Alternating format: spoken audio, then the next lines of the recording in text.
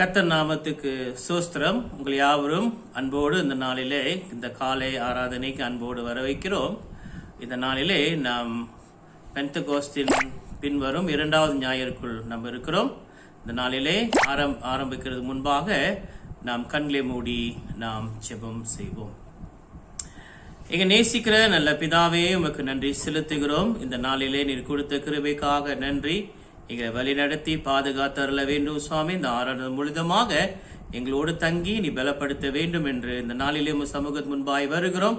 அப்பா, கேட்கிற வசனங்கள் மூலியமாக, கேட்கிற பாடல்கள் மூலியமாக, உங்க முன்பாய் செலுத்தின துதிகள் மூலியமாக தேவனை எங்களை வழி நடத்த போகிறதுக்காக நன்றி செலுத்துகிறோம். தேவாதி தேவனை எங்களை பலப்படுத்தி உயர்த்தி ஆசீர்வதிக்க வேண்டும் என்று இயேசு நாமத்தில் ஜெபிக்கிறோம் நல்ல பிதாவே, ஆமென்.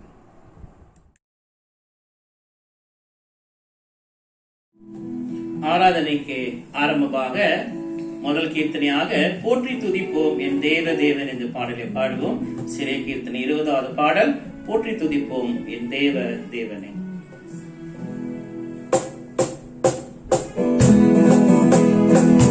கைகளை தட்டி நாம் பாடுவோம்.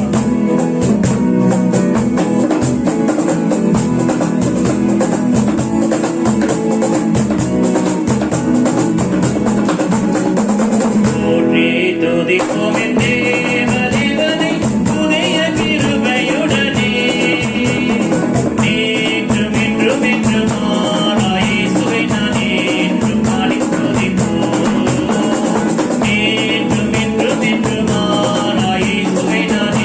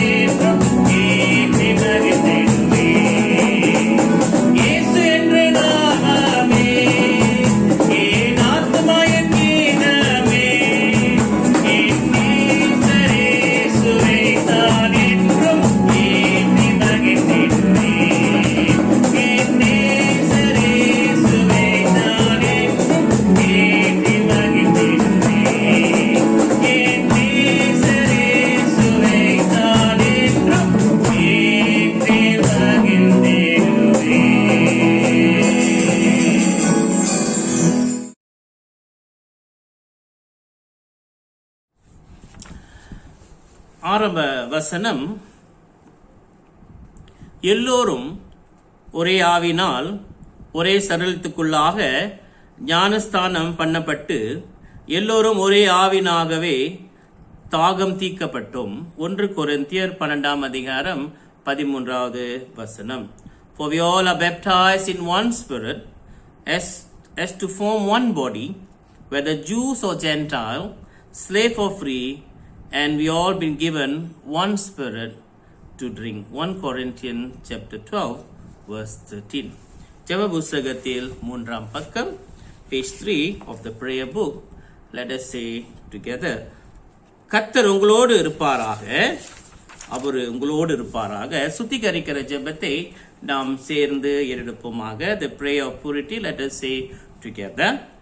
எல்லா இருதயங்களையும் எல்லா விருப்பங்களையும் எல்லா ரகசியத்திலும் அறிந்திருக்கிற சர்வவல்லமையுள்ள தேவனே, நாங்கள் தேவரத்தில் பரிபூர்ணமாய் அன்பு கூறவும் உமது பரிசுத்த நாமத்தை உத்தமையாய் மகிமைப்படுத்தவும் எங்கள் கர்த்தராகிய கிறிஸ்து நிமித்தம் உமது பரிசுத்த நாவின் ஏவுதலால் எங்கள் இருதயத்தையும் சிந்தைகளையும் சுத்தம் பண்ணி அருளும். ஆமென். Let us say the Gloria together. உன்னத துதி பாடலை நாம் சேர்ந்து வாசிப்போமாக. உன்னதத்தில் இருக்கிற தேவனுக்கு மகிமையும் பூமியிலே சமாதானமும் மனிதர் மேற் பிரியமும் உண்டாவதாக. கர்த்தராகிய பராபரணி பரமராஜாவே, சர்வத்துக்கும் வல்ல பிதாவாகிய தேவனே, உம்மை துதிக்கிறோம், உம்மை புகழ்கிறோம், உம்மை வணங்குகிறோம், உம்மை மகிமைப்படுத்துகிறோம். உமது சிறந்த மகிமை நிமித்தம் உமக்கு தோத்திரம் செலுத்துகிறோம். கர்த்தராயிருக்கிற ஒரே பேரான குமாரனாக இயேசு கிறிஸ்துவே, கர்த்தராகிய பராபரணி பிதாவின் சுதனே, உலகத்தின் பாவத்தை சுமந்திருக்கிற தேவாட்டுக்குட்டியே, எங்களுக்கு இறங்கும். உலகத்தின் பாவத்தை சுமந்திருக்கிறவரே, எங்க ஜெபத்தை ஏற்றுக்கொள்ளும். தேவனாக பிதான் வலது பரிசுத்தர் இருக்கிறவரே, எங்களுக்கு இறங்கும். நீரே பரிசுத்தர், நீரே கர்த்தர், இயேசு கிறிஸ்துவே தேவனின் ஒருவரே, பரிசுத்த ஆவியோடு தேவனாக பிதான் மகிமையிலே உன்னதமானவராய் இருக்கிறீர். ஆமென். சுருக்க ஜெபம். The collect for the second Sunday after Pentecost. Pentecost திருநாளுக்கு பின் வரும் 2வது ஞாயிற்குரிய சுருக்க ஜெபம். நான் வாசிக்கிறேன். Let me read in Tamil and English. எல்லாம் வல்ல நித்திய கடவுளே, திருசபையாகிய உமது சரீரம் முழுவதையும் உம்முடைய ஆவினாலே ஆண்டு பரிசுத்தமாக்கி கொண்டு வருகிறீர். அதன் அவயங்களாகிய ஒவ்வொரும் தங்கள் அழைக்கப்பட்டிருக்கிற நிலைமைகளிலும் பணிவிடைகளிலும் உமது நாம மகிமைக்காக உண்மையும் பக்தியும் உம்மை சேவிக்கும்படி உமது பரிசுத்த சபையிலுள்ள இவ்வியமானவர்களுக்காகவும் உமது சந்திதனத்தில் நாங்கள் செய்கிற விண்ணப்பங்களை எங்கள் ஆண்டவரும் இரட்சகரும் ஆகிய இயேசு கிறிஸ்துவின் மூலமாய் கேட்டருளோம். ஆமேன். இப்பொழுது நாம் துதி பாடலுக்கு நாம் செல்லுவோமாக.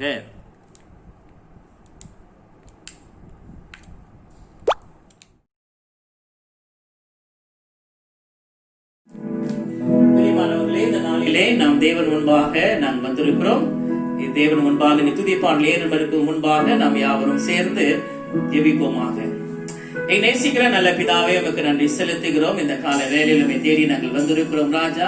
நாங்க ஏறெடுக்கிற இந்த ஜெபமானது, இந்த ஏறெடுக்கிற துதியானது உன் முன்பா ஏற்றுப்பட வேண்டியதா இருக்கிறது சுவாமி. எங்களை பலப்படுத்தி ஆசீர்வதித்து ராஜா அப்பா நிச்சயமா எங்களை பலப்படுத்த போகிறீங்க. எல்லா துதிகளை மகிமைக்கு உண்டாவதாக இயேசு நாமத்தில் ஜெபிக்கிறோம் நல்ல பிதாவே. ஆமென். முதல் பாடலாக இயேசு ராஜா வந்திருக்கிறார். நாம் எல்லோரும் கொண்டாடுவோம், கைத்தட்டி நாம் பாடுவோம். கொண்டாடுவோம் கொண்டாடுவோம், கவலைகளை மறந்த நாளிலே நாம் தேவன் முன்பாக பாடுவோமாக.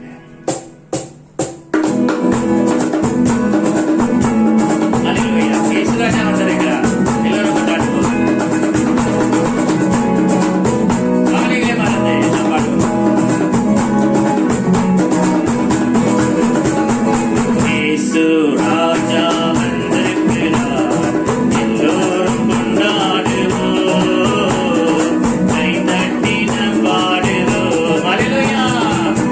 So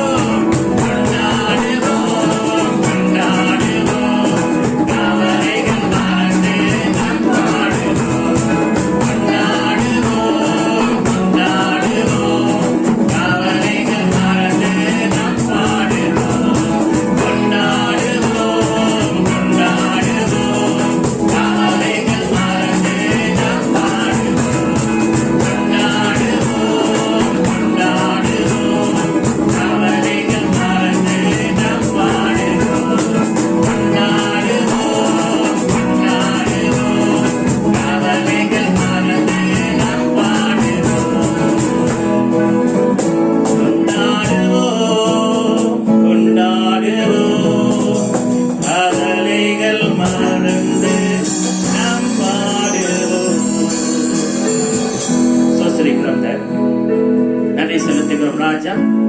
துதியை வழி நடத்தி கொண்டிருக்கிறதுக்காக நன்றி சுவாமி. பலப்படுத்துகிறவராய் இருக்கிறவரே, உமது துதிக்கு மகிமை உண்டாவதாக. நாளை தொடர்ந்து துதிக்கிறோம், ஜெபிக்கிறோம் ராஜா. எங்களை வழி நடத்தும்.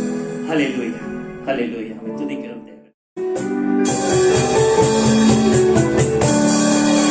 தேவகுமாரா, தேவகுமாரா, என்ன நினைச்சிருந்த? தேவகுமாரா, தேவகுமாரா, கொஞ்சம் நினைச்சிருந்த. தேவகுமாரா, தேவகுமாரா, என்ன நினைச்சிருந்த? தேவகுமாரா, தேவகுமாரா, கொஞ்சம் நினைச்சிருந்த. நீங்க நினைச்சா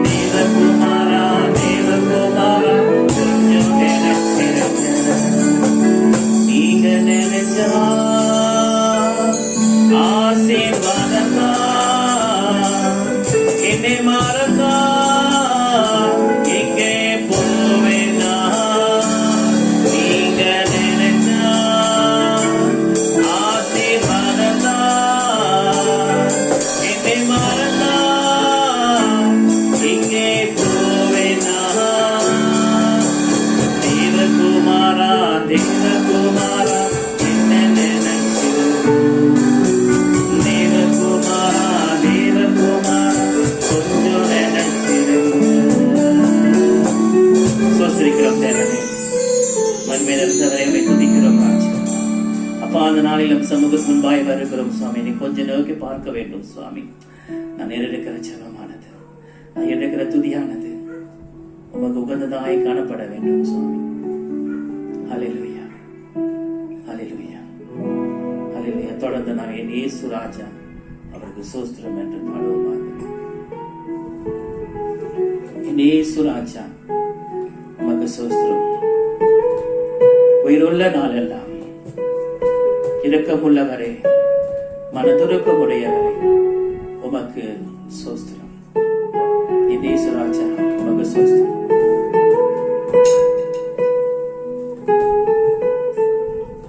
உற்சாகத்தோடு இந்த பாடல் ஜெபசித்தியோடு இந்த நாளிலே நாம் தேவன் முன்பாக நாம் ஏறெடுப்போமாக.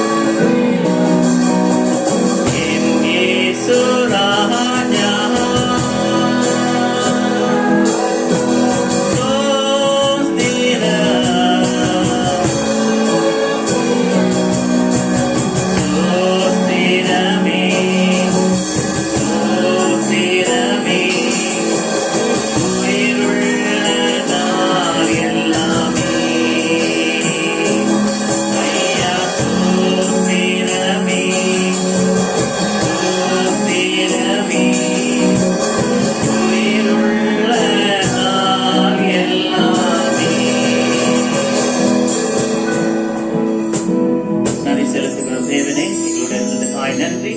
தொடர்ந்து தேவ வசனத்தை நாங்கள் கேட்க உங்க கிருபை எங்களோடு தங்க வேண்டும்.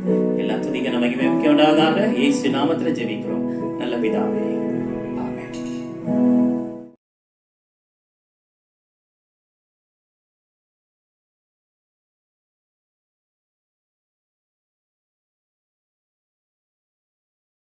Today's first reading is taken from the Old Testament, Genesis chapter 18, reading from verse 1 till 15.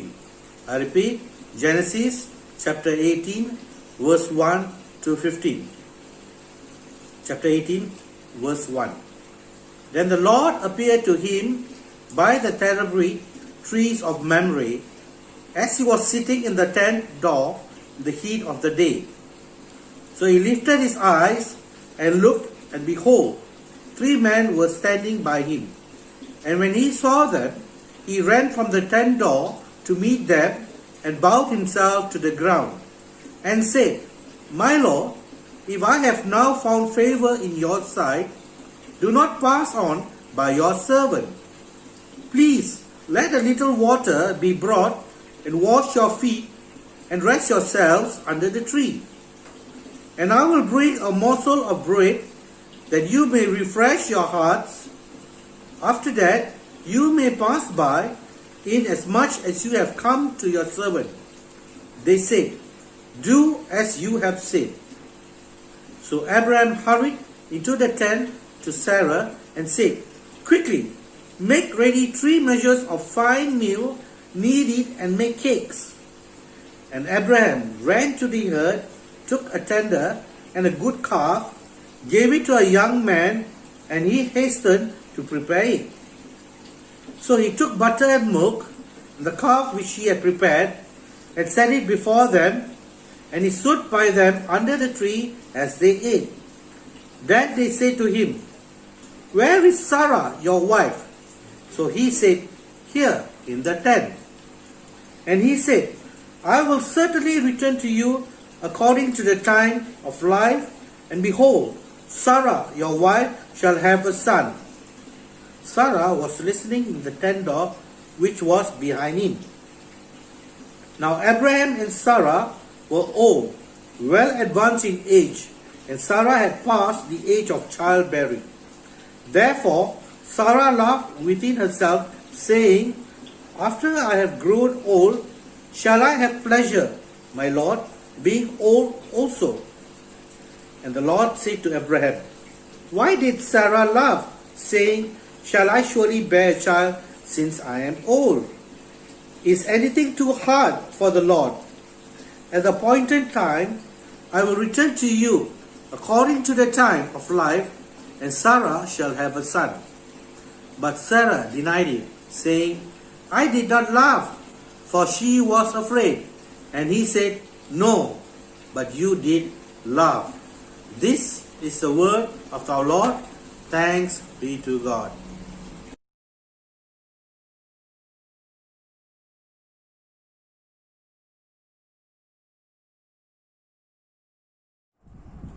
வாசிக்க வேண்டிய சங்கீதம் 116 1வது வசனம் தொடர்ந்து 10வது வசனம் தொடங்கி 17வது வசனம் வரை. சங்கீதம் 116 1வது வசனம் தொடர்ந்து 10லிருந்து 17 வரை.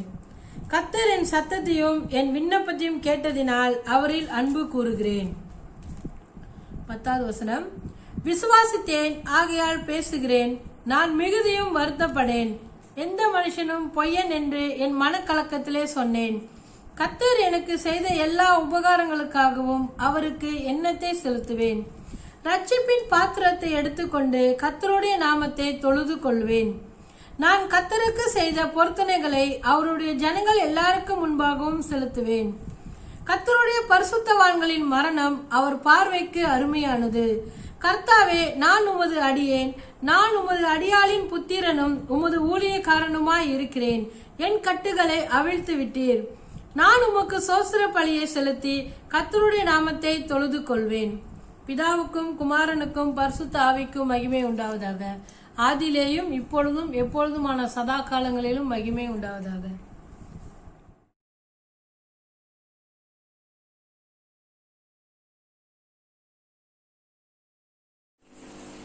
Today's New Testament reading is taken from Romans chapter 5, beginning from verse 1 till 8. Today's New Testament reading is taken from Romans chapter 5, beginning from verse 1 till 8. Therefore, having been justified by faith, we have peace with God through our Lord Jesus Christ, through whom also we have access by faith into this grace in which we stand, and rejoice in hope of the glory of God. And not only that, but we also glory in tribulation, knowing that tribulation produces perseverance, and perseverance, character, and character, hope. Now, hope does not disappoint because the love of God has been poured out in our hearts by the Holy Spirit, who has given to us. For we were still without strength in due time, Christ died for the ungodly. For scarcely for a righteous man will one die, yet perhaps for a good man someone would even dare to die. But God demonstrates His own love towards us, in that while we were still sinners, Christ died for us. This is the word of the Lord. Thanks be to God.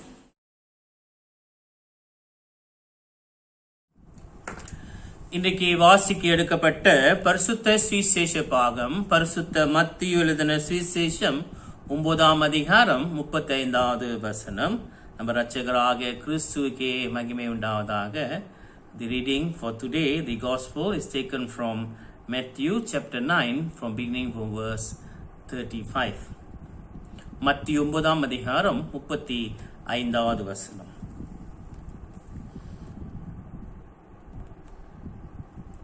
பின்பு இயேசு சகல பட்டணங்களையும் கிராமங்களையும் சுற்றி நடந்து ஜெப ஆலயங்களில் உபவேசித்து ராஜ்யத்தின் சுவிசேஷத்தை பிரசங்கித்து ஜனங்களுக்கு உண்டான இருந்த சகல வியாதிகளையும் சகல நோய்களையும் நீக்கி அவர்களை சொஸ்தமாக்கினார்.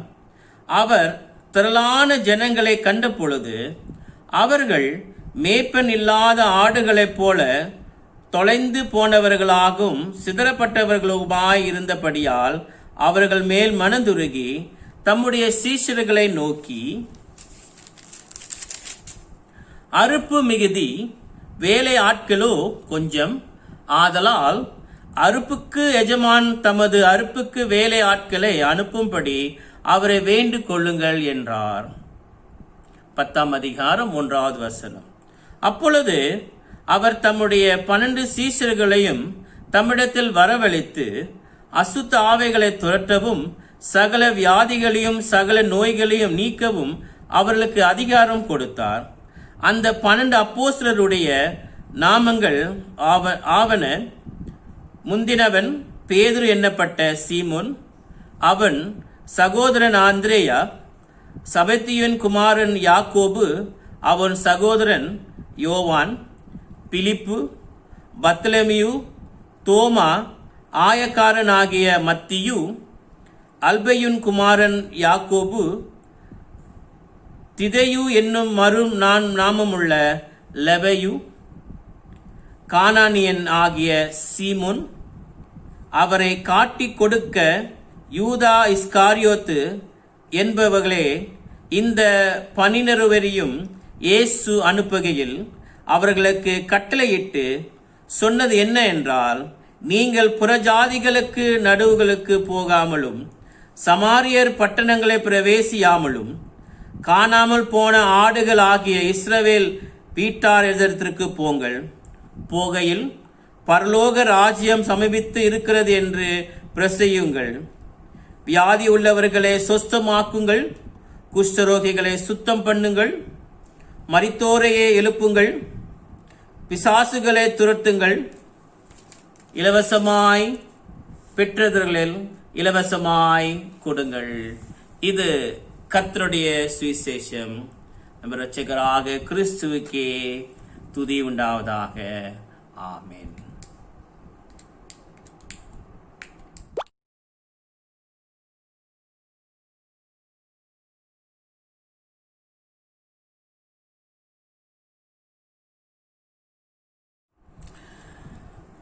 அன்பான ஜனங்களே, உங்கள் யாவரும் கிறிஸ்து நாமத்திலே இந்த நாளிலே தொடர்ந்து ஆராதனைக்கு நாம் வரவேற்கிறோம்.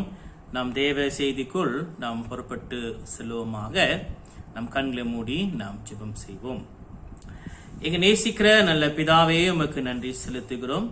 இந்த நாள் முழுவதும் எங்களை பலப்படுத்தி ஆசீர்வதித்தவரே, நீர் கொடுத்த கிருபைக்காக நன்றி செலுத்துகிறோம். இந்த நாளிலே தொடர்ந்து ராஜா கேட்க போற வசனம் மூலியமாக நீங்கள் இடத்துல பேச போகிறீர். அடியார்களாக நாங்கள் கேட்க போகிறோம்.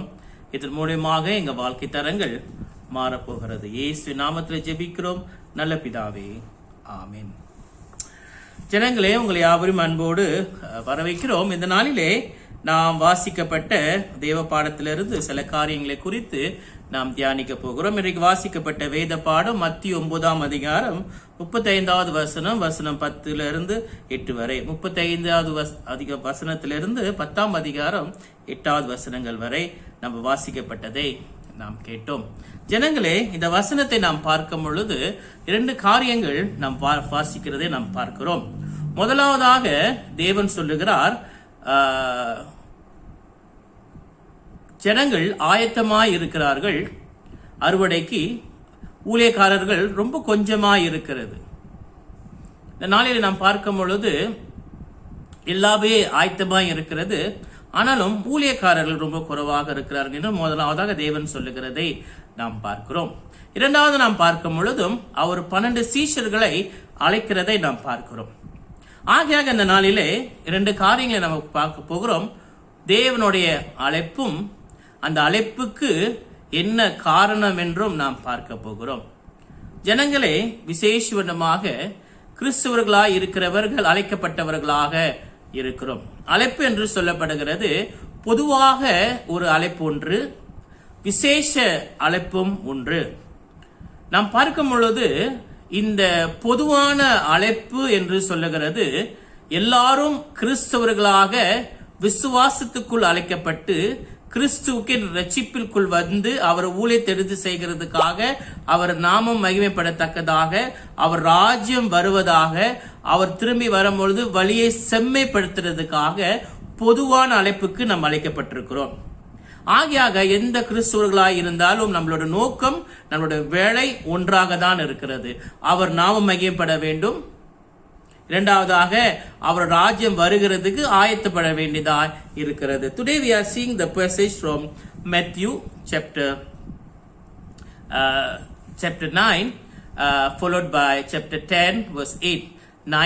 Chapter 9 verse 35 to chapter 10 verse 8. This passage about calling, first God is talking about the harvest is ready but the workers are few, and followed by the calling of the 12 disciples. And today we are reminded about the calling. And there are 2 callings there in this world. First, a general calling where all been called to glorify God's name and to prepare for His second coming or for His coming of the kingdom. Second is the specific calling. இந்த விசேஷவனமான அழைப்பு என்று சொல்லப்படுகிறது குறிப்பாக எல்லாருக்கும் வித்தியாசமாக அழைக்கப்பட்டவர்களுக்கு வித்தியாசம் ஊழியங்களை தந்து வித்தியாச ஊழியங்களை செய்கிறதுக்காக தேவன் விசேஷமாக அழைக்கப்பட்டிருக்கிறார்கள். When we talk about the special calling, we are reminded about a people been designated or given specific ministry or scope of ministry for them to do. And they have everybody got a different kind of ministry, different kind of calling. ஆகியாக நாம் பார்க்கும்போது எங்கிலிக்கன் திருச்சபையில நீங்க பாத்தீங்க என்றால் இந்த போதகர் ஊழியத்துக்கு அழைப்புகள் உண்டு, மற்ற ஊழியத்துக்கும் அழைப்புகள் உண்டு. ஆனா இந்த முழு நேரம் ஊழியம் என்று சொல்லுவார்கள். And sometimes they say it's a full time ministry. And I don't believe on this full time ministry, half time ministry, quarter time ministry. பாத்தீங்கன்னா முழு நேரம், பாதி நேரம், முக்கா நேரம் என்று சொல்லி எனக்கு நேரம் இருந்தா செய்கிற ஊழியமும் இருக்கிறது. அப்படிப்பட்ட ஊழியத்துக்குள் தேவன் அழைத்திருப்பாரா என்று எனக்கு சந்தேகமாய் இருக்கிறது. எதுக்காக குறிப்பிட்ட ஊழியங்கள் என்று நாம் பார்க்கும் பொழுது நிச்சயமாக எல்லாரும் ஒன்று சேர்ந்து வித்தியாசவனமாய் தேவனுக்கு ஊழியத்தை எடுத்து செய்யும் பொழுது அவரோட நாமம் மகிமைப்படத்தக்கதாக நம்மளை அழைத்திருக்கிறார். So brothers and sisters, we are very sure that everybody been called by God. ஆகியாக நம்ம சொல்லலாம், ஒரு காரியத்தை உறுதியாய் நம்ம சொல்லுகிறது என்ன என்றால், யாவரும் தேவனாலே அழைக்கப்பட்டவர்கள். in Jeremiah 1:5, it is mentioned, before you've been formed in your mother's womb, God have called you and set you aside for His purpose. எரேமியா 1:5 சொல்லப்பட்டிருக்கிறது, உன் தாயின் கர்ப்பத்திலே உருவாகிறதுக்கு முன்பாகவே நீ பிரிக்கெடுக்கப்பட்டு தேவனுடைய ஊழியத்துக்காக வைக்கப்பட்டிருக்கிறேன் என்று தேவன் சொல்லுகிறார். So we are very sure that nobody cannot say, I was not called. Because they assume calling is only in the church as you become a priest. பலங்க சொல்லுவாங்க, நான் என்ன அழைக்கப்படலைங்க. அவங்க நினைப்பாங்க சபையில போதகராய் இருந்து ஊழியத்தை சபையில செய்கிறதுக்கு மட்டும்தான் என்று சொல்லுவார்கள். So we have to know, brothers and sisters in Christ, the calling, the general calling is all of us to come together to prepare the way for the coming of Lord. ஆகியாக இந்த பொதுவான அழைப்பு என்று சொல்லப்படுகிறது, எல்லாருக்கும் கொடுக்கப்பட்டிருக்கிறது. எல்லாரும் செவி கொடுத்து அந்த ஊழியத்தை கடமையோட செய்ய வேண்டியதாக இருக்கிறது. ஜனங்களே, இந்த நாளிலே எதற்காக தேவன் அழைத்திருக்கிறார் என்று நாம் பார்க்க போகிறோம். And we are going to see why God have called us. What is the reason God have called us? எதற்காக தேவன் நம்மளை அழைத்திருக்கிறார், அழைத்து நம்மளுக்கு தனிப்பட்ட ஊழியத்தை தந்து நம்மளை வழி நடத்தி கொண்டிருக்கிறார் என்று நாம் பார்க்க போகிறோம். We are going to see why God have called us. What's the reason and what should I respond towards this calling? ஆகியாக இந்த அழைப்புக்கு நான் எப்படி செவி கொடுத்து அந்த அழைப்பின் செவி நான் வாழ முடியும் என்று நாம் பார்க்க போகிறோம். சரியா? வாசித்து பார்ப்போம். முதலாவதாக 1 யோவான் 5ஆம் அதிகாரம் 19வது வசனம் நான் உங்களுக்கு வாசிக்கிறேன்.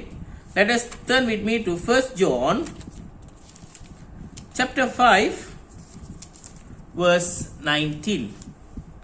1 யோவான் 5ஆம் அதிகாரம் 19வது வசனம்.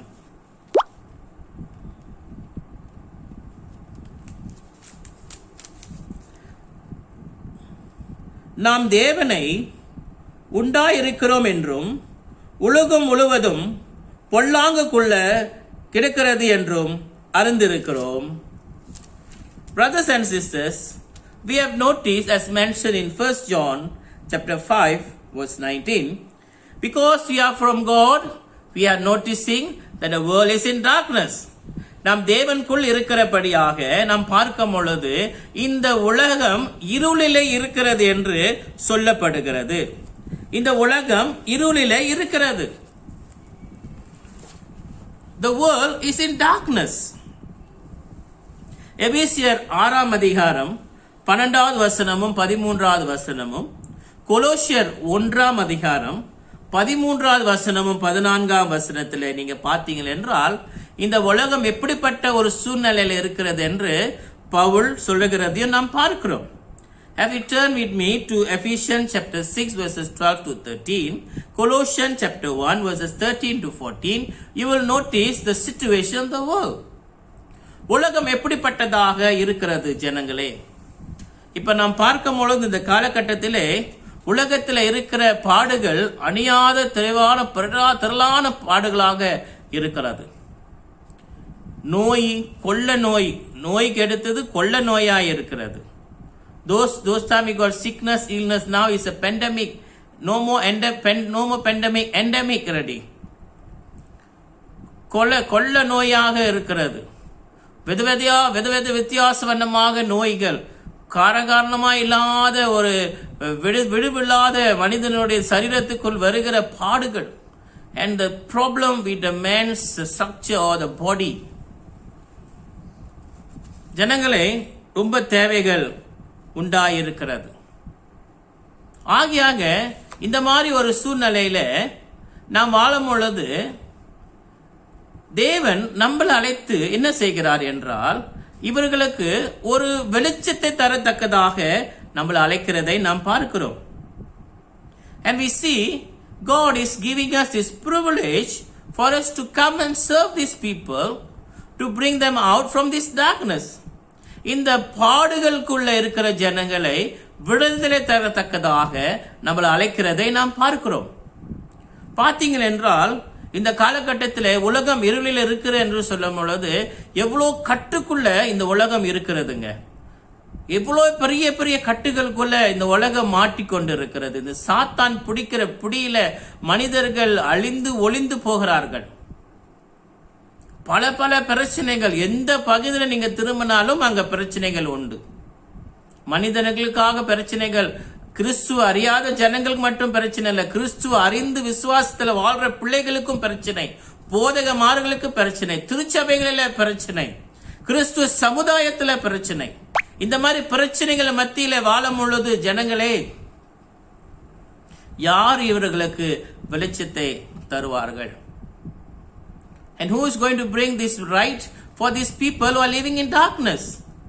You see the problem in all over the Christendom, the Christianity, the people, the community, the church, individual. They are living in darkness. So who is going to bring the bright light to them? Who is going to bring the salvation to them? அவங்களுக்கு யார் ரட்சிப்பை கொண்டுட்டு வர போகிறாங்க?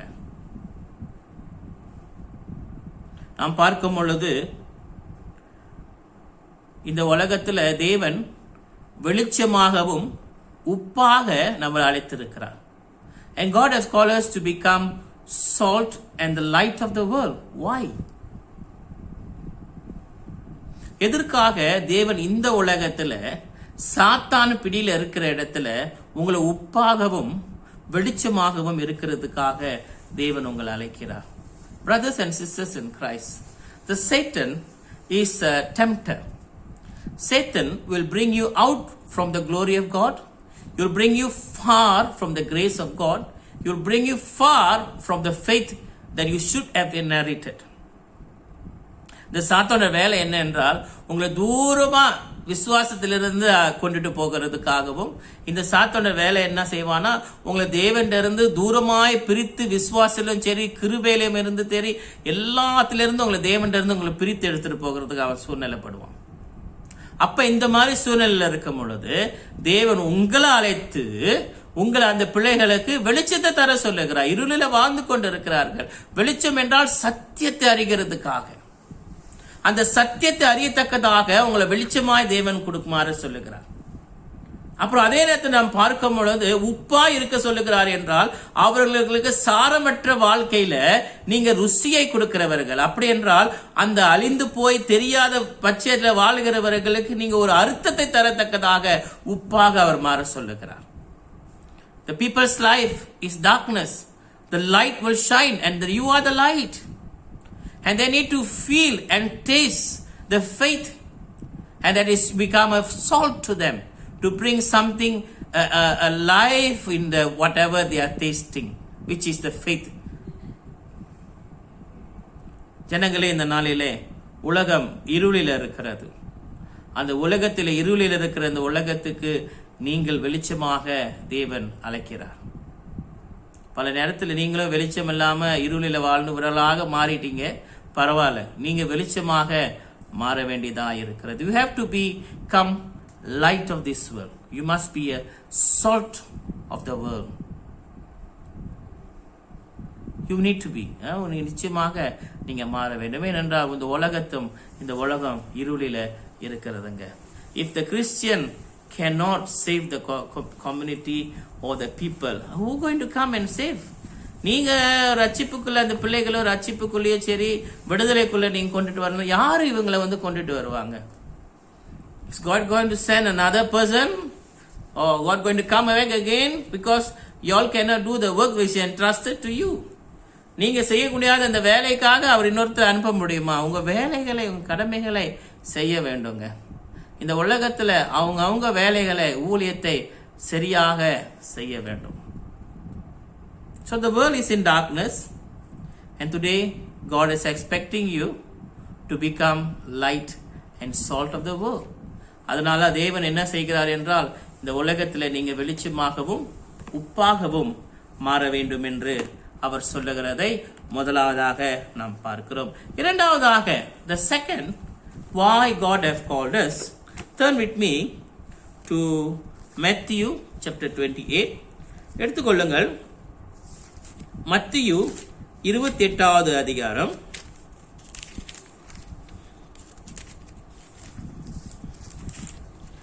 Matthew 28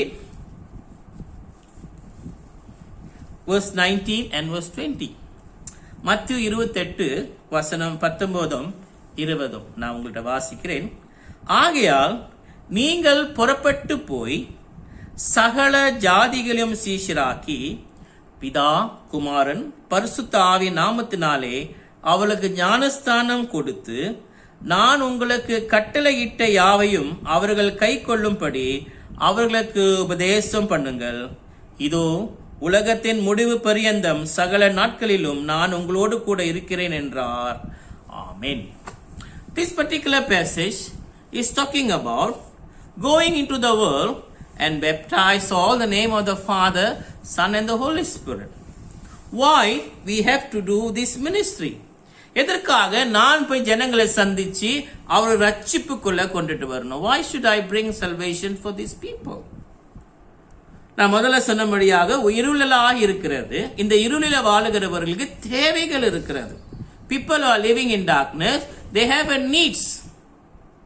And the needs is not something that you can fulfill without anything. This particular needs only can be fulfilled when they have a faith. இந்த மாதிரி தேவைகள், பல தேவைகள் இருக்கு. இந்த தேவைகளை மனிதன் முன்பாக செய்ய முடியாதுங்க. ஆவிக்குரிய வண்ணமாகவே விசுவாசத்தின் மூலம் தான் இந்த தேவைகளை சந்திக்க முடியும். So we have to bring the salvation to the people. இந்த ஜனங்களுக்கு ரட்சிப்பை கொண்டுட்டு வர வேண்டியதாக இருக்கிறது. இது முக்கியமான ஒரு தேவை. ஆகியாக தேவன் உங்களை அழைத்து ஊழியத்துக்கு சென்று பல பல ஜாதிகளை சீஷத்துவத்துக்குள் கொண்டுட்டு வருகிறதுக்காக தேவன் உங்களை அழைத்திருக்கிறார். Why God have called us? God want you to bring them, the people, into become a disciple to discipleship. இதுதான் சீஷத்துவம். அப்படி என்றால் நீங்கள் பெற்ற காரியங்களை, நீங்க கற்றுக்கொண்ட காரியங்களை, நீங்க தேவனிடம் பெற்ற காரியங்களை அதை எடுத்துக்கொண்டு பராத ஜனங்களுக்கு அதை கற்றுக் கொடுக்கிறது. When we talk about discipleship, it's easy. Whatever you have learned to become a good Christian, to become a disciple, you take it, you leave it, and you teach to the people who do not understand. They are neat because they do not know God. So that's your responsibility to fulfill their need. அவங்க எதுக்கு தேவையில இருக்கிறாங்கன்னா தேவனை அறியாத ஜனங்களா இருக்கிறாங்க. ஆகையாக அந்த தேவையை நீங்க தான் பூர்த்தி பண்ண முடியும். And it only can be done by the Holy Spirit, who must work and bring some ideas to go and teach them or touch them. அந்த பரிசுத்த ஆவி மட்டுமே நம்மளுக்கு கற்றுக் கொடுத்து நம்ம காரிய தேவன் முன்பாய் போய் அதை மாற்றத்தக்கதாக நம்மளை வழி நடத்தும். There's no other way. A healthy church is a church when the people come and life is transformed. ஒரு சபை முழுமையாக அடைந்திருக்குது என்றால் அந்த சபையில ரட்சிப்பு நடந்து கொண்டே இருக்கும். That means you are fulfilling the responsibility mentioned in Matthew 28. அந்த மத்திய 28ஆம் அதிகாரத்துல பெரிய கட்டளை தேவன் கொடுத்த அந்த கட்டளை நிறைவேறினாதான் திருச்சபை ஹெல்த்தியா இருக்கா இல்லையான்னு பார்க்க முடியும். ஆகியாக ஜனங்களே, நாம் பார்க்கிறோம் இந்த ஜனங்களுக்கு முக்கியமாய் 2 காரியங்கள் ரொம்ப முக்கியமாய் தேவைப்படுகிறது. And that's two important things the people who we are going to see or going to get the salvation. இந்த ரட்சிப்புக்கு பெற பிள்ளைகள் 2 காரியம் தான் ரொம்ப எதிர்பார்ப்பாங்க. ஒன்று சமாதானம், இரண்டாவதாக சுகமளிப்பு. They'll always look for healing as well as peace. இந்த உலகத்துல எல்லா பகுதியிலும் தேவைப்படுகிறது என்ன தெரியுமாங்க? சமாதானம். இந்த உலகத்துல அந்த சமாதானம் இல்லை என்றால் மனிதன் வாழ முடியாதுங்க. மனிதன் பாருங்க எதிர்பார்க்கிறது என்னன்னா தூங்கும் பொழுது அப்படியே கண்ணை மூடிட்டு தூங்குறதுக்கு. அது சமாதானம் உள்ளவர்களுக்கு அது செய்ய முடியும். சமாதானம் இல்லாதவர்களுக்கு அது கொஞ்சம் கடினமாக தான் இருக்கும். 2வது, இந்த உலகத்துல அது ஒரு சாபமா இருக்கிறது என்ன தெரியுமாங்க? இந்த சரீரத்துக்குள்ள இருக்கிற வேதனைகள், நோய். அந்த நோயானது எப்படி வேணா வரும். மன அழுத்தமாய் இருக்கலாம், துன்ப வேதனை வெக்கமாய் இருக்கலாம், சரீரத்தின் சாப நோவ இருக்கிற பிரச்சனைகள், இல்லை என்றால் நோய். The 2 things when you talk about healing and in a peace, The people want to have peace. They want to have something they can sleep, without any thinking and so on. Psychologically, they want to be somebody who are perfect. The second, the healing from depression, psychological disorders, from sadness, from the sin, and so many things, the carnal, then definitely the healing from the sickness. And can you provide that kind of healing and bring the peace to these people? நீங்க இந்த விடுதலையும் சமாதானத்தையும் கொடுக்க முடியுமா? Yes, you can. நீங்க முடியும். கர்த்தர் சொன்னார் பார்த்தீங்களா, எல்லா அதிகாரமும் எனக்கு கொடுக்கப்பட்டிருக்கிற அந்த அதிகாரத்தை நான் உங்களுக்கு கொடுக்கிறேன் என்று புறப்பட்டு போ.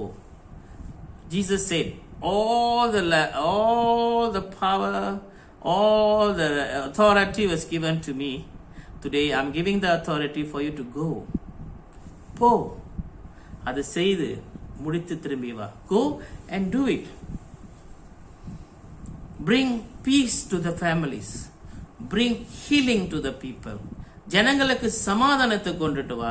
அந்த பிள்ளைகளுக்கு ஒரு விடுதலை தரக்கூடு. அதன் மூலியமாக அதுங்க விசுவாசம் அடைவார்கள். விசுவாசம் அடைகிறதுனால தேவன் நாம மகிமைப்பட போகிறது. ஹல்லேலூயா.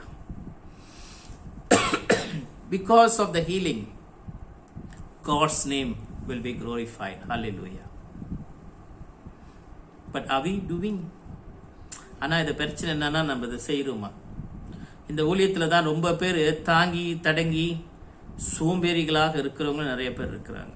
A lot of people are lazy to involve in this ministry.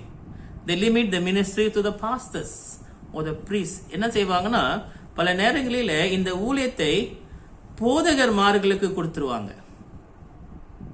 இதுக்கு நான் செய்யணும், பாதியார் இருக்கார்ல அவர் செய்வாரு, அவர் அழைக்கப்பட்டவர், நான் அழைக்கப்பட்டவர் இல்லை, எனக்கு தெரியாதுங்க, நான் ப்ரே பண்றேன்.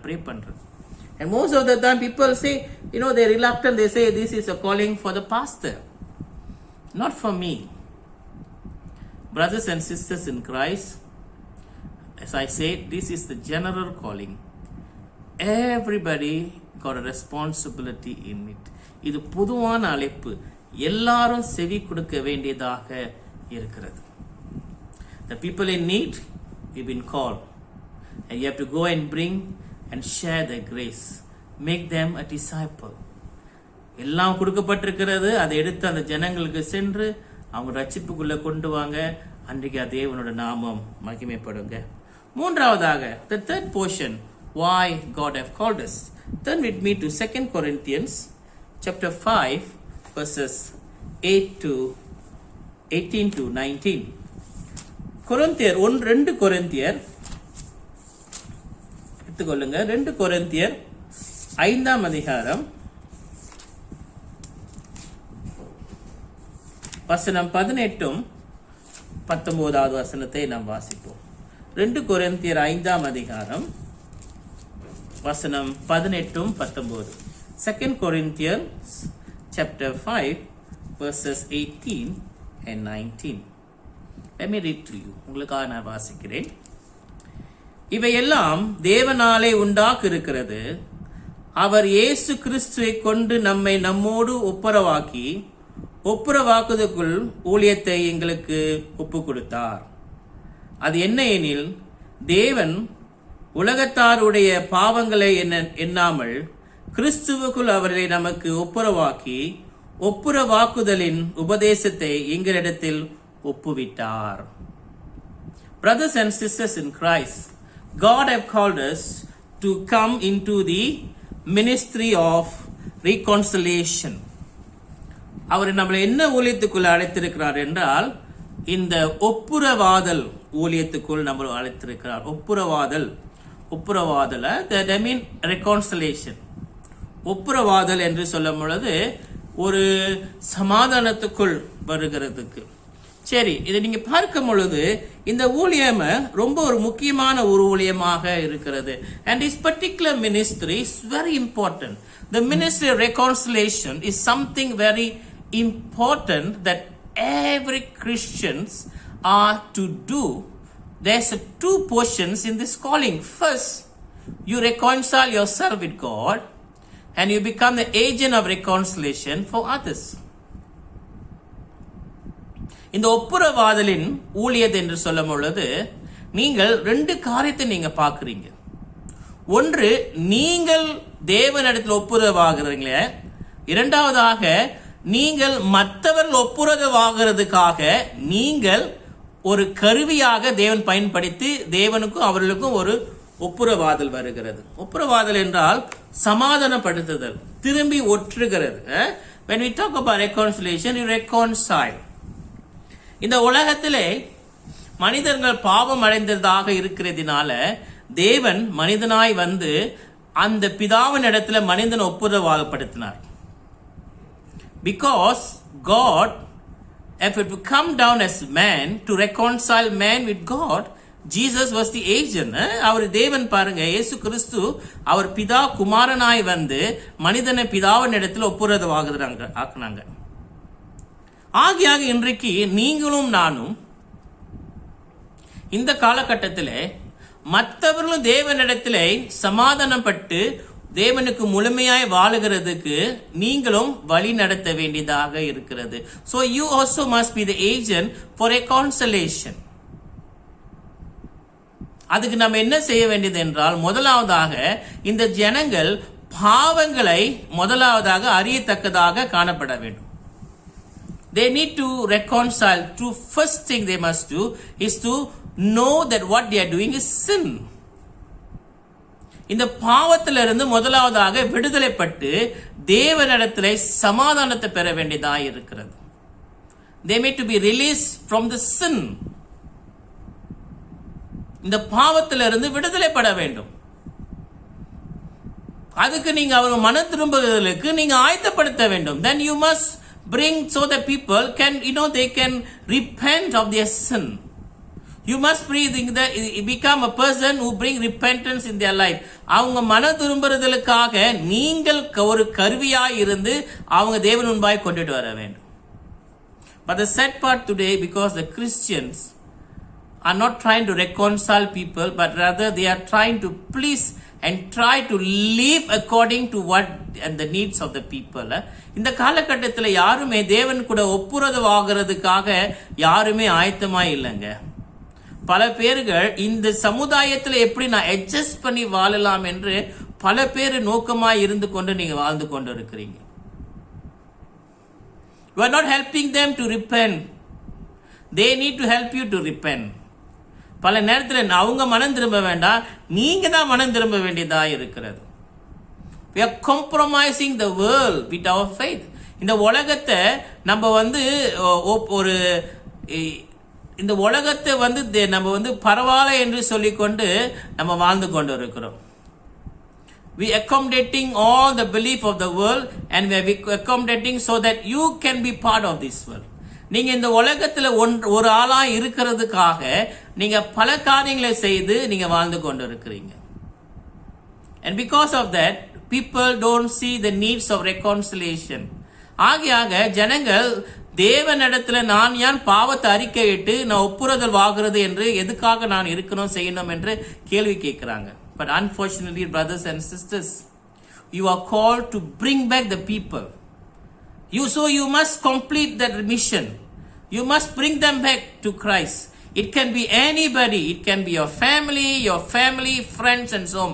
Ultimately, behind your head, you are doing a mission which is evangelism, conversion. ஆகியாக இந்த பெரிய ஊழியத்தை தேவன் சொல்லபடியாக இயேசு கிறிஸ்து செய்தது போல இன்றைக்கு அவர் நம்மளை செய்ய சொல்லும் பொழுது நம்ம பின்னுக்கு நம்ம தலை பின்னுக்கு என்னதான் நோக்கமாய் இருந்தாலும் உங்களோட நோக்கம் முதலாவதாக அவன் கிறிஸ்துவனாய் மாறுவானா இல்லையா என்றுதான் நீங்க பார்க்க வேண்டியதா இருக்கிறது. You like it, you don't like it. You can say, I don't want to force anybody. You can say, I don't, let them see the love, you can say whatever you want to say. But ultimately, you need to reconcile them with God. And reconciliation only comes by repentance. How the repentance will come? When you convince them that what they are doing is right or wrong. So how for you to bring to them if the people don't recognize that? அவங்க சொல்லுவாங்க, பரவாயில்ல நான் சொல்ல மாட்டேன், அப்படியே அவங்க அன்பை பார்த்து வரட்டும், அதை பார்த்து ஆட்டுக்குட்டியை பார்த்து வரட்டும், அந்த அச்சாரை பார்த்து வரட்டும்னு சொல்லுவீங்க. ஜனங்களே, அங்க என்ன சொல்லப்பட்டிருக்கிறது என்றால், அவங்க பாவத்தை நீங்க சொல்லி காமிக்கலன்னா, அவங்க செய்த தவறு என்று நீங்க சொல்லலன்னா, அவங்க எப்படி அது பாவம் என்று சொல்லி பாவம் மன்னிப்பை கேட்டு மனம் திரும்பி வருவாங்க? அது நீங்க சொல்லிதானே ஆகணும். எவ்வளவு நாள் மறைப்பீங்க? நீங்க செய்த தவறுன்னு சொல்லாம நீங்க எப்படி மறைப்பீங்க? அப்ப நீங்க அது ஒப்புரவாகிறதுக்கு நீங்க ஒரு காரணம் இல்லாம தான் இருப்பீர்கள். அப்போ உங்களுக்கு ஒப்புரவாதல் இல்லாம இருக்கிறது. I mean, you are not been reconciled with God. If people will reconcile with God, they know. So ஜனங்களே, இந்த நாளிலே தேவன் உங்களை அழைக்கிறார். God have called you. தேவன் இந்த உலகம் இருளில் இருக்கிறதினாலே, ஜனங்கள் தேவையில் இருக்கிறதினாலே, இந்த ஒப்புரவாதல் இல்லாதபடியாக இந்த உலகம் இருக்கிறதுனால தேவன் உங்களை அழைத்திருக்கிறார். God have called you, brothers and sisters, because the world is in darkness, because the people in need, and the ministry of reconciliation must happen so the people can come to Jesus. With all these three things, there's so many things I can share, but I would like to share only 3 of this. பல காரியங்கள் இருக்கு நான் உங்களை பகிர்ந்து கொள்ள, ஆனா இந்த 3 காரியம் மட்டுமே உங்களை நான் பகிர்ந்து கொள்ளுகிறேன்.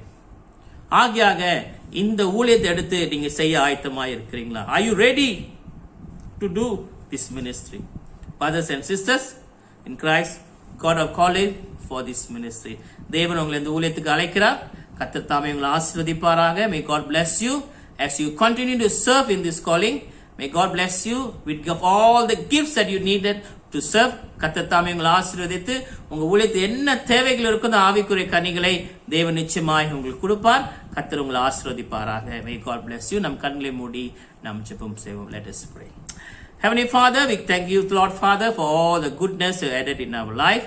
Today, as we look upon the calling that you given for us, the calling of become a person who are serving you, we are the servant of Christ. Lord, we want to pray that you enable us to know the real calling, why you have called us to serve you. May all those who serve you, Lord Father, be blessed with all the necessity, but also, Lord Father, we pray for your protection about the Satan that always tempted us to bring us down and be far from you. Lord, help us to be closer to you. In Jesus' name we pray. Amen.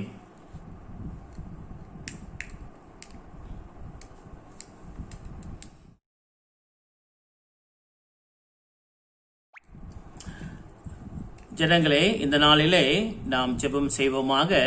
நம் மத்தியஸ்த ஜெபத்திலே நாம் ஒன்று கூடுவோமாக. தேவன் முன்பாக நாம் ஜெபங்களை ஏறெடுத்து நிச்சயமாய் தேவன் ஜெபத்தை கேட்பார் என்று விசுவாசியுங்கள். கண்களை மூடி நாம் ஜெபம் செய்வோம். எங்க நேசிக்கிற நல்ல பிதாவே, உமக்கு நன்றி செலுத்துகிறோம். இந்த நாளிலே விசேஷமாக நீர் எங்களுக்காய் தந்த கிருபைக்காக நன்றி செலுத்துகிறோம். இந்த நல்ல ஆராதனை தேவனே, எங்களுக்கு முன்பாக பல ஜெபங்கள் இருக்கிறது. இந்த நாளில் அந்த ஜெபத்தை உமக்கு முன்பாக நாங்கள் செலுத்த உள்ளோம். இந்த நாளிலே விசேஷமாய் உலகம் எங்க இருக்கிற திருச்சபைக்காக நன்றி செலுத்துகிறோம். உலக தேசத்துக்காக நன்றி செலுத்துகிறோம். இந்த நாளிலே தேவனே, இவ்வளோ பிரச்சனைகள் பல நாட்களை நடந்து கொண்டிருக்கு. விசேஷமாக இந்த கொரோனா கொள்ள நோயினாலே மரித்தவர்கள் ஏராளமாய் இருக்கிறார்கள், பாடுபட்டவர்கள் ஏராளமாய் இருக்கிறார்கள். நாடுகளிலே ராஜா பெரிய இருக்கடிகளாய் இருக்கிற பிரச்சனைகள் உண்டு. இந்த நாளிலே யெகோவா ராஃபா சுகம் அளிக்கிறவராய் இருந்து சுவாமி, இந்த நாளிலே நீ நல்ல சுகபலத்தை நீர் கட்டளிட வேண்டும் சுவாமி. இந்த பிள்ளைகளுக்கு அப்பா ஒரு நிரந்தர ஒரு சுகத்தை நீர் தந்து விடுதலை தர வேண்டும் என்று நம்மோடு மன்றாடி கொண்டு இருக்கிறோம் சுவாமி. அப்பா, இந்த நாளிலும் ராஜா, இந்த நாளிலே விசேஷமாய் நம் தேசத்துக்காக ஜெபிப்போமாக. அப்பா, மலேசியா தேசத்துக்காய் வருகிறோம். யங்கி பொறுத்தவனாகவும் பிரைம் மினிஸ்டருக்காக, அப்பா தொடர்ந்து சுல்தான்மார்களுக்காக, நியமிக்கப்பட்ட தலைவர்களுக்காக இந்த நாளை ஜெபிக்கிறோம் ராஜா. அப்பா, இந்த நாளில் இந்த பிள்ளைகளுக்கு ஞானத்தை தந்து இந்த தேசத்தை நல்லபடியாய் வழி நடத்தி, அப்பா இவ்வளவு பிரச்சனைகள் மத்தியிலும் தேவனே ஜனங்கள் ஒரு சீரல்கள் வராமல் பாதுகாத்து கொள்ள வேண்டும் சுவாமி. எங்களை பாதுகாத்து கருள வேண்டும் சுவாமி, பலப்படுத்த வேண்டும் சுவாமி. நமக்கு முன்பாக வருகிறோம் ராஜா. அந்த தலைவர்கள் அரசியல் கட்சிகள் தவறுகள் செய்தாலும் தேவனே ராஜா, அவர்கள் உமக்கு விரோதமாய் காணாமல் அப்பா ஒத்துமைக்காக வாழ்ந்து ஒத்துமைக்காக ஜீவித்து இந்த நாளில் இந்த தேசத்துல ஒரு ஒத்துமையை நீ கொண்டுட்டு வர வேண்டும் சுவாமி. We pray for the unity, Lord Father, in this nation. இந்த நாளில் ராஜா விசேஷமாய் திருச்சபைக்காக வருகிறோம். திருச்சபை ஊழியத்துக்காக வருகிறோம், திருச்சபைக்காக வருகிறோம். அப்பா, இந்த திருச்சபையில் நடந்து கொண்டிருக்கிற ஊழியங்கள் ஏராளமா இருந்தாலும் இந்த நாளிலே நாங்கள் முடுக்கி கடக்கிறோம் தேவனை. எங்கேயும் போக முடியாமல் செய்ய முடியாமல் இருக்கிறோம். ஆனாலும் விசுவாசிக்கிறோம் ராஜா. நிச்சயமாய் நீர் எங்க விசுவாசத்தின்படி ராஜா கேட்டுக்கொண்டு நாங்க எங்க இருந்தாலும் தேவனே உமது ஊழியத்தை எடுத்து செய்கிற பிள்ளைகளாய் எங்களை நீர் மாற்ற வேண்டும் சுவாமி. இந்த நாளை விசுவாசத்தோடு மாற்ற செய்கிற பிள்ளைகளாக இந்த நாளில் நாங்கள் இருக்க வேண்டும் சுவாமி. திருச்சபை ஆசீர்வதியும் பலப்படுத்தும். இந்த நாளிலும் ராஜா விசேஷமாக வியாதியஸ்தர்கள், துன்பப்படுகிறவர்கள், வேதனைப்படுகிறவர்கள் எவ்வளோ இருக்கிறார்கள். எங்க இருந்தாலும் தேவனை அப்பா நீர் பலப்படுத்தி யெகோவா ராஃபா சுகம் அளிக்கிறவர், யெகோவா ஈரே சகலத்தை தருகிற, சமாதானத்தை தருகிற ஷாலும் தேவனே அப்பா இந்த நாளில எங்களுக்கு எல்லா காரியத்தினையும் தர வேண்டும் சுவாமி. இந்த நாளிலே விசேஷமாய் தேவனே முன்பாய் வருகிறோம். தொடர்ந்து எங்களை பலப்படுத்தும். நாங்கள் ஏறெடுக்கிற எந்த காரியங்களா இருக்கட்டும் அது உமக்கு ஏற்ற கால ஏற்ற நேரத்திலே யாவற்றையும் பதில் கொடுத்து செய்வீர் என்று விசுவாசிக்கிறோம் ராஜா. எங்களை பலப்படுத்தும், ஆசீர்வாதம். எல்லா துதிக்க நமக்கு மிக்க உண்டாவதாக. இயேசு நாமத்திலே ஜெபிக்கிறோம் நல்ல பிதாவே, ஆமென்.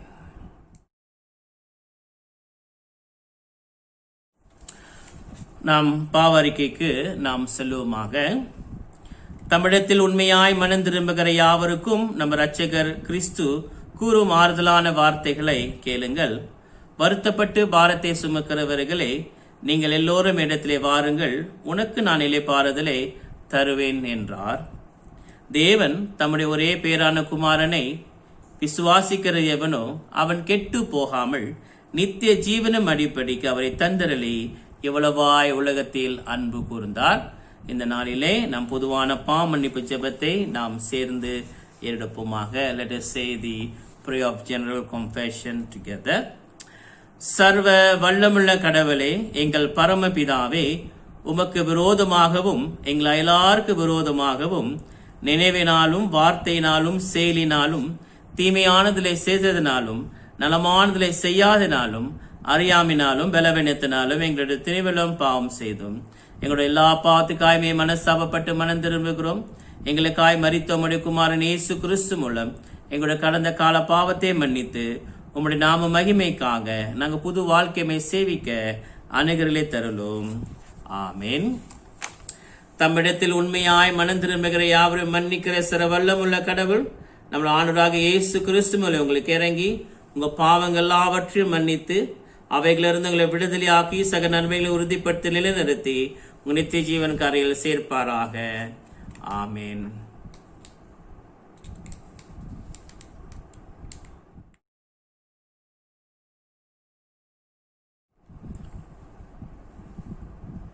நாம் கர்த்தர் சமாதானத்தை பெற்றுக்கொள்ளுவோம். நாம் கிறிஸ்துவின் சரீரமாய் இருக்கிறோம். நாம் எல்லோரும் ஒரே ஆவியினால் ஒரே சரீரத்துக்குள் ஞானஸ்தானம் பெற்றிருக்கிறோம். ஆகவே சமாதானத்தை உண்டு பண்ணுவதையும் பொதுவான வாழ்க்கையை உண்டு கட்டுகிறோம் பின்படுத்துவோம். ஆண்டுடைய சமாதானம் உங்களுடைய பதம் இருப்பதாக, அது உங்களோடு இருப்பதாக. சமாதானத்தை ஒருவருக்கு ஒருவர் பகிர்ந்து கொள்வோமாக. Let us share the peace to one another.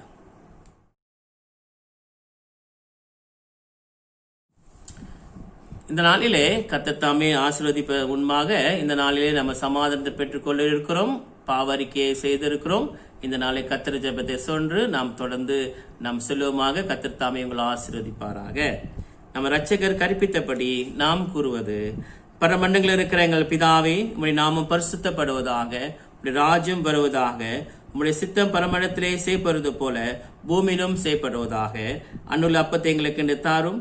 எங்களுக்கு விரோதமாய் குற்றங்களை நாம் மன்னிக்கிறது போல எங்கள் குற்றங்களை எங்களுக்கு மன்னியும். எங்களை சோதனைக்கு பிரவேசிக்கின்றாமல் தீமிலிருந்து ரட்சிக்கொள்ளும். ராஜ்யம் வல்லும் மகிமையும் என்றைக்கே முடைகளே. ஆமேன்.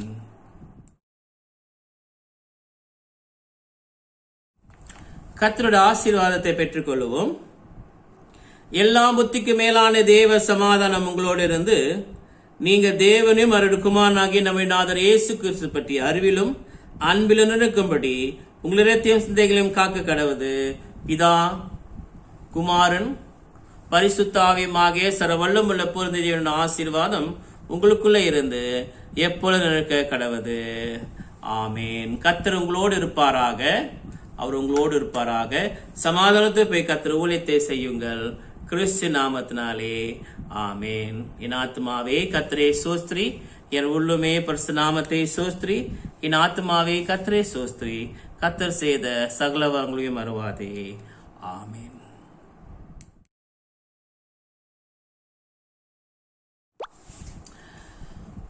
அன்பான ஜனங்களே, உங்கள் யாவரும் அன்போடு இந்த நாளிலே ஆராதனைக்கு நாம் வரவேற்கிறோம். கர்த்தர் தாமே உங்களை ஆசீர்வதித்து இன்று கேட்கப்பட்ட வசனங்களும் துதிகள் மூலியமாக தேவன் உங்களை ஆசீர்வதிப்பாராக. இந்த நாளிலே விசேஷமாக சபையின் காரியங்கள், தி அனௌன்ஸ்மெண்ட்ஸ். முதலாவதாக உங்களை யாவரும் அன்போடு வரவேற்கிறோம். We welcome you in the name of Christ. ஜனங்களே, இந்த நாளிலே தசம பாக வாரமாய் இருக்கிறது. ஆகியாக உங்களுடைய தசம பாகங்களே தயவு செய்து சபைக்கு செலுத்த வேண்டும் என்று அன்போடு கேட்டுக்கொள்ளப்படுகிறீர்கள். எப்படி செலுத்த வேண்டும் என்றால், நான் நிச்சயமாய் ஆராதனைக்கு பிறகு இந்த வீடியோ பின்பு நீங்க பார்த்தீங்கள் என்றால் சபையின் அக்கவுண்ட் நம்பர் இருக்கிறது. நீங்கள் அந்த அக்கவுண்ட் நம்பர் படியாக நீங்க பேங்களை நீங்க சென்று அந்த பணங்களை நீங்க செலுத்தலாம். இல்லை என்றால் நீங்கள் முழுமையாக வர முடிந்தால் என்றால் என்னுடைய வீக்கரேஜுக்கு வந்துட்டு உங்களை என்வலப்ல எல்லாத்தையும் எழுதி வைத்து நீங்கள் கொடுத்தீங்க என்றால், அதை நீங்க என்கிட்ட கொடுத்தீங்க என்றால் அதை நான் சபையிலே செலுத்த முடியும். ஸோ ஆகியாக தயவு செய்து கேட்டுக்கொள்ளுங்கள். தயவு செய்து நம்மளுடைய கடமைகளை நான் செய்ய வேண்டும் என்று அன்போடு கேட்டுக்கொள்ளுகிறோம். Today is a tithing Sunday, so we are expected all to give your tithes to the church. If you can, please bank in the amount according to the numbers you've been leaving behind this video, or you can come to the vicarage and give it after you complete and put all the name and everything accordingly. Then we'll pass it, the envelope, to the treasurer or the relevant people in the church. இரண்டாவதாக நாம் தொடர்ந்து ஜெபிப்போமாக. நிச்சயமாய் திருச்சபைக்கு நாம் செல்ல முடியும் என்று நான் நம்புகிறேன். இன்னும் கொஞ்ச நாள் அதுக்கு பிறகு நாம் திருச்சபைக்கு போவோம். தொடர்ந்து நீ ஜெபிங்கள். I felt that we will go into the church very soon, where we continue to pray that everything will work out according to God's will. May God bless you, all of you, for this week. இந்த வாரத்தில் தேவன் தாமே உங்களை ஆசீர்வதித்து நல்ல வாரமாய் மாற்றுவார் என்று நம்புகிறோம். And those who need house prayers or house communion, you can just contact me and we will come to your house and have a short prayer plus a communion service. திருச்சபை ஆராதனை பங்கெடுக்க முடியாதவர்கள், அப்படி உங்களுக்கு வீட்டிலே வந்து ஜெபம் வேண்டும் என்றால் தயவு செய்து என்னை தொடர்பு கொள்ளுங்கள். நான் வீட்டுக்கு வந்து ஒரு ஜெபத்தையும் அதே நேரத்தில் நற்கருணை ஆராதனை நடத்த முடியும். ஸோ தயவு செய்து கேட்டுக்கொள்ளுங்கள். Please take note, we are providing all the pastoral need for you so that you won't be miss out from all the things that are happening around here. இந்த நாளிலே எல்லாமே உங்களுக்காக செய்யப்படுகிற காரியங்கள் நீங்கள் தள்ளப்படாமல் பார்த்து கொள்றதுக்காக செய்யப்படுறது. ஸோ கர்த்தர் தாமே உங்களை ஆசீர்வதித்து have a wonderful weekend. God bless you and have a wonderful day ahead.